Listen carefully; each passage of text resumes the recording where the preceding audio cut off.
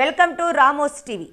ముందుగా మిత్రులు వెంకట శివప్రసాద్ యాదవ్ గారికి శుభాకాంక్షలు తెలియజేస్తున్నాను. తెలుగుదేశం పార్టీ జిల్లా అధ్యక్షుడిగా నియమించినందుకు. అదేవిధంగా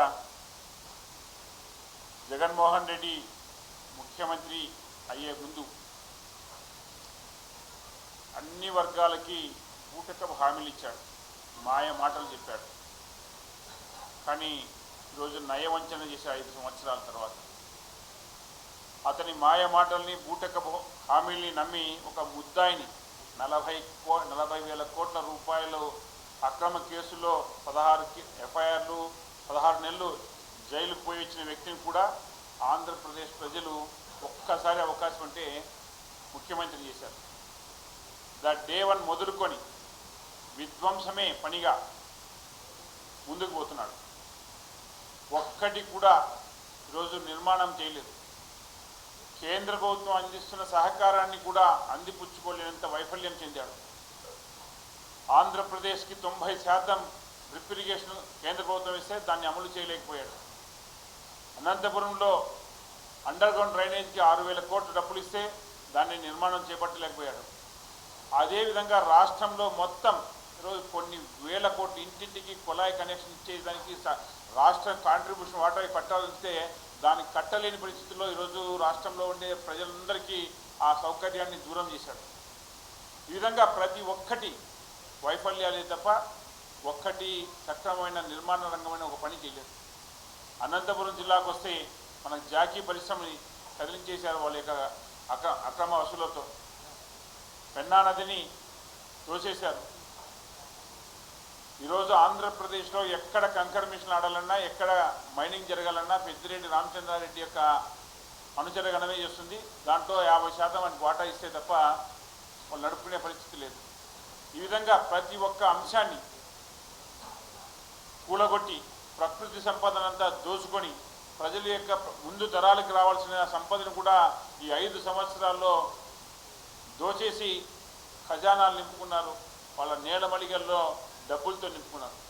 ఈరోజు ఎన్నికల్లోన కేవలం డబ్బుతో కొనవచ్చు మరి గెలవచ్చు అనే యొక్క అహంకారంతో ఈరోజు జగన్మోహన్ రెడ్డి ఎన్నికలకు ముందుకెళ్తున్నారని చెప్పి సందర్భంగా తెలియజేస్తున్నాను. అతనికి ఈరోజు ఎస్సీలను కానీ, రైతులకు కానీ, మహిళలకు కానీ, లేదా కార్మికులు కానీ ఏ వర్గానికి న్యాయం చేయకపోక ప్రతి ఒక్క వర్గానికి అన్యాయం చేశాడు. వాళ్ళను ఓటు అడిగే హక్కు, నైతిక హక్కు ఎక్కడ లేదు. మహిళలకేమో మద్యం మాఫియా అన్నాడు. ఈరోజు మద్యం ఏరులో అయిపోతుంది. మద్యాన్ని ఇంకా 30 సంవత్సరాలు ముందుకు తీసే విధంగా దాని మీద లోన్లు ఇచ్చాడు. ప్రభుత్వం వచ్చినా కూడా దానిపైన నిర్ణయం తీసుకోలేనంతగా ముందు కాళ్ళకి కట్టడేశారు. అదేవిధంగా కార్మికులకి బిల్డింగ్ వర్కర్స్ కార్మికులకి సెస్ రూపాన కొన్ని వేల కోట్ల రూపాయలు కేంద్ర ప్రభుత్వం నిధులు ఇస్తే దాన్ని పక్కదారి పట్టించాడు. అదేవిధంగా రైతులకి 13,000 రూపాయలు నేను ఇన్పుట్ సబ్సిడీ ఇస్తా అని చెప్పేసి కేంద్ర ప్రభుత్వం ఇస్తున్న 6,000 రూపాయలతో కల్పిస్తున్నాడు. ఈరోజు ప్రతి ఒక్క రైతుకి సంవత్సరానికి 6,000 రూపాయలు 30,000 రూపాయలు ఈరోజు జగన్మోహన్ రెడ్డి బాకీ ఉన్నాడు. అదేవిధంగా ప్రతి ఒక్క అంశాన్ని విద్యార్థులకు జాబ్ క్యాలెండర్ అన్నాడు. ఈరోజు జాబ్ క్యాలెండర్ కాదు కదా, ఒక ఉద్యోగానికి కూడా నోటిఫికేషన్ రాలేదు, ఒక్క డిఎస్సి నోటిఫికేషన్ రాలేదు, పోలీసు రిక్రూట్మెంట్ జరగలేదు. ఏ విధంగా నీవు ఏ వర్గాన్ని తృప్తిపరిచావు, లేదా నీ హామీని ఏది నెరవేర్చావని చెప్పేసి ఈరోజు ఆంధ్రప్రదేశ్ ప్రజల ముందుకు వచ్చేసి మరీ ఓటు అడుగుతామని జగన్మోహన్ రెడ్డి అని చెప్పి ప్రశ్నిస్తున్నాం ఎన్డీఏ కూటమి తరఫున. ఈరోజు 12-13 లక్షల కోట్ల రూపాయలు అప్పు చేశాడు. ఒక్కొక్క తలసరి అప్పు 3 లక్షలు పెరిగింది. కానీ నీ యొక్క ఆ లక్షల అప్పులతో ఏం సాధించావు, ఏం కన్స్ట్రక్టివ్ నిర్మాణం చేశావని చెప్పేసి భారతీయ జనతా పార్టీ, తెలుగుదేశం, జనసేన కూటమి అడుగుతా ఉంది. ఏమి చేశావని చెప్పేసి ఈరోజు మేము 3 లక్షలు ఒక రోడ్లు వేసావా, పరిశ్రమలు చేసావా, లేకపోతే సాగునీటి ప్రాజెక్టులు కట్టావా? ప్రాజెక్టులు మెయింటైన్ చేసుకోలేకుండా కొన్ని ప్రాజెక్టులు కొట్టుకుపోయాయి. రోడ్డు పూడిక లేకుండా ఎన్నో మంది ప్రాణాలు కోల్పోతున్నారు. ఏమి సాధించావని చెప్పేసి ఈరోజు మరీ వచ్చేసి నాటకాలు ఆడుతున్నాడు. మిత్రులు చెప్పినట్టు గొడ్డలి పోటునేమో గుండె పోటు అంటాడు, కోడికత్తినేమో తనగా నాటకం ఆడతాడు. ఈరోజు మరి గులకరాయ నాటకం ఆడుతున్నాడు. ప్రతి ఒక్క వర్గానికి అన్యాయం చేశాడు. కాబట్టి అదేవిధంగా అనంతపురం జిల్లాలో కూడా ఏ ఎమ్మెల్యే కూడా ఈరోజు ధర్మవరంలో చూస్తున్నాను. నేను ధర్మవరం ఎన్నికల్లో ఎలక్షన్ ఇన్ఛార్జ్గా ఉన్నాను.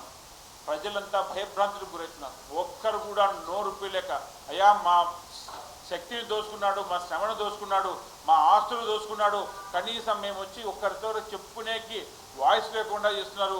గుడ్ మార్నింగ్ అంటే మేము తలుపులు వేసుకొని ఉండాల్సి వస్తున్నాం, బతుకులుగా 4 సంవత్సరాలు బతికామని చెప్పేసి వాళ్ళు వాపోతుంటే కళ్ళల్లో నీళ్లు కాపుతున్నాయి.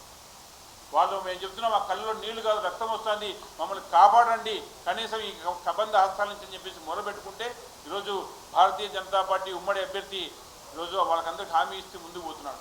బీసీలంతా ఇన్ని సంవత్సరాలు మేము నోరు లేదు, మాకు మా గొంతుకై వినిపించండి అని చెప్పేసి ప్రాధాయపడుతున్నారు. పోలీసు రాజ్యంతో అందరి ఆస్తులు కొట్టాడు.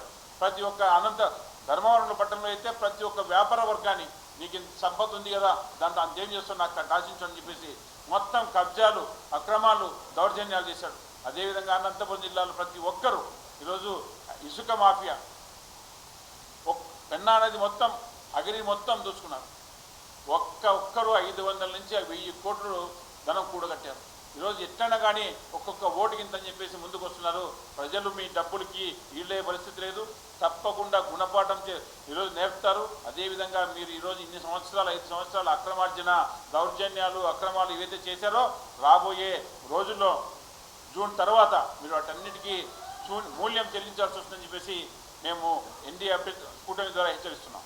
ధన్యవాదాలు.